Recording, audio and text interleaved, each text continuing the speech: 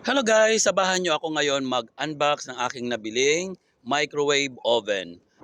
Ito pala yung nabili ko kahapon sa may Carrefour doon sa may Mall of the Emirates kasama ng aking mga friends. Dahil nga sale, minabuti ko nang bilhin at bitbitin kasama ng aking friend ang microwave oven. Regular price pala nito ay nasa 300 at Samsung brand. Ngayon, nasa 198 na lang kaya gora na ako, bili na ako dahil napakababa ng presyo niya. At isa pa, may sasakyan siya so mas madali para sa aking bitbitin dahil nga may kabigatan.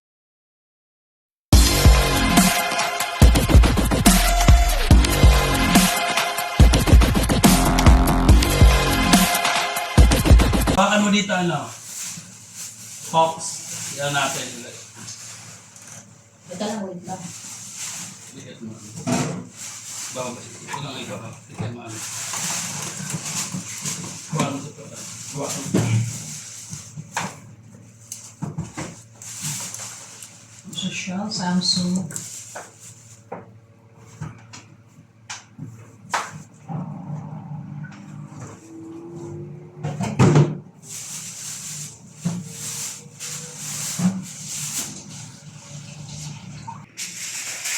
So eto na guys, yung aming bagong microwave.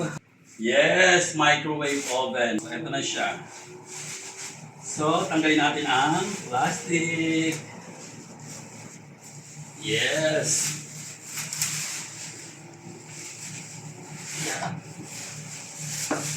At parang ayaw mo pa kuha nito. Tapos pag saksak niya, biglang Nag-ground. Yung pala mitsa pala naman. Parang ayaw siya magpa, ano? Dahil nandito. Tadadaan! Ayaw pa rin. may tape. Tsaka yung mga tape niya, so, bongga ha. May kulay. Kulay? Yes, Gren. may mga kulay, hindi yung plain na. Kulay Bonggang-bongga gren. to, kasi may mga kulay pa siya, hindi yung plain lang na ano ha. Kulay Gren. Blue, na pa yung magpagka-green. Diba? So, ito ngayon ang aming bagong microwave oven. At syempre, hindi lang basta-basta oven, kundi Samsung. Oh, ha? Peke naman Samsung. So, hindi ito sponsor ni Samsung, ha? Yan, so nasa loob, ang mga chuchuchu, Mga chenilin. mga channeling. So, ano yung pagpabigat? Para saan ito? Para hindi siya. Yan. Bago yan, may lalagay ka pa. Yes. Tapos ito, dito to. Perfect. At ito naman ay dito. O, ilapit natin, ilapit natin. Yan. Halika, halika. Ipakita ang loob. Paano siya? Hindi Nasa siya. bundok. Parang baliktad. Tama mo sa... Hindi, ganyan talaga yan. Tama mo dun sa... Mga gilid-gilid. Mali. Hop, Ayan, mali. hop. Ikot mo pa. Ikot mo pa. Yan. Perfect. Isa lang natin. At yesterday. And So ayan, finally, hanapin natin pala yung saksakan. Tanggalin mo yung nasa likod ng bote. Yes, tingnan natin dito sa likod. Ang bote. Nakatape pa yan. Yes, ito na. Ang mga takes niya. Bonggang-bongga. Siyempre. Talagang brand new. Yes. So, ito na. Ready na siya. So, ang una natin gagawin ay itatry natin. Tanggalin mo yung bote sa likod. Ayan, si bote. Pang nakikisabay pa. Ito na yung mga Tapos sumabog. saksakan. Aray. Paano ba yan? Ouch! Ba't sumabog? Sayang naman yung brand new. Nasabugan ko yung mukha. Ouch! Tanggal. Kabit. Kabit. Hindi ako kabit ah. Bongga. Tapos, maglagay tayo ng something. Dapat yung mga ano talaga, mga... Hindi, dito. Yung may iinit ka kunwari. Itong mga, hindi Eto, pwede dyan, mga plastic-plastic lang eh. Kailangan yung mga, Oo, yan. ayan, Oo. Buksan mo lang yung ano. Hindi, kaya din mo sa sabit lang naman. So, try natin. 8 minutes. Okay. Lapit-lapit tayo. Dapat nandito lang to sa ano, sobrang ano naman. Dapat dito lang to. Yan. Buksan natin ilang minuto lang. 1 minute lang. Wow. Hindi maano. Hindi yan. Wow. Bongga. Ang problema kanina to kay kuya to, ano? Dapat ihanin natin. Medyo matagal-tagal eh. Ihanin natin ganyan. Tsaka din pwede dyan ng aluminum. Tsaka Oo. yung kutsara. Kutsara. Tsaka, sasabog yan. Diba? Alam mo, ino-order sa mga cafeteria yung aluminum na pinag. Oo, hindi pwede yun. Oh. Kasi ano yun? Ano ng fire yun? Hindi naman pa. Pag aluminum kasi, nasabog ka. Nag-iinit na may kutsara. Puta, sabog yan. Talaga.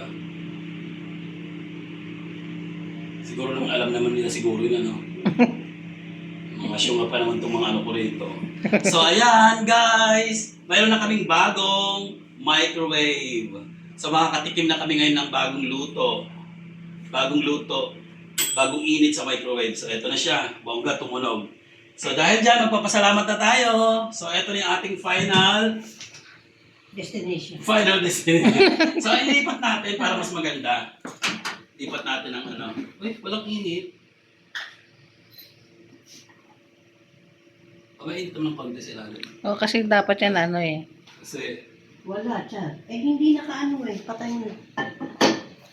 O, so yan. ayan, another experiment. Kasi bago nga, kailangan natin i-experiment siya para kung ano man ang problema, may warranty kasi siya, sabay balik natin. So ngayon, nag-adjust kami ng timer at nag-adjust din kami ng kanyang temp. So from 330, ngayon gagawin namin ng 500. So tingnan natin kung mainit na ba itong iniinit natin. Dahil pag hindi pa, isasampal ko dyan sa ano na yan. Nagbibideo. Bibidyo na yan. Pag hindi pa uminit, ikaw na lang magpainit. Init mo na Dahil mahirap dahil. Tadaan! Tananan, tanan. Mas nauna pa yun, no? Tumulog. So dahil dyan, Kaya dapat mainit na yan. bongga. So pwede mo lang ano yun. So ayan guys, may katagalan na kaya kailangan na natin, ano na natin, pusan na natin. Kasi,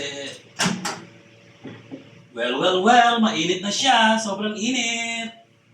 So ayan. At tumabingi din ang takip. Kasi hindi yung pinagalan eh. Yun. Tabingi. So dahil dyan, okay na. Atin na itong lilipat dito sa may kabila para doon na siya nakapwesto. Tapos, makisuyo ako nun muna patanggal nung initan ng tubig. Para mas bongga. May panis na pala yan. May panis, ano yan? Hindi, ano niya yan? Pagkain niya na pag yung nilalagay sa kanin. Tapos, talagang perfect talaga pang dito. Pang dito talaga itong ano. Oo. Parang design talaga to para dito. Ngayon, nawawala ko lang yung electric fan ko. Di ba meron yung saksakan na tatlunan? Nasaan yun? Liit. Oo nga, nawawala rito. Ganyan lang siya. So dito pa rin si initan ng tubig. So dahil dyan, eto na, okay na, nakafix na siya. So ready na siya para sa sa mga tenant, pwede na siyang magamit. So dito na lang natin ilalagay kasi magandang pwesto niya. Perfect. Tapos dito yung initan ng tubig, eto. So at eto rin yung aming electric kettle. So dito na rin natin ilalagay. So lahat perfect siya. So ayan lang. Maraming salamat po. Thank you for watching.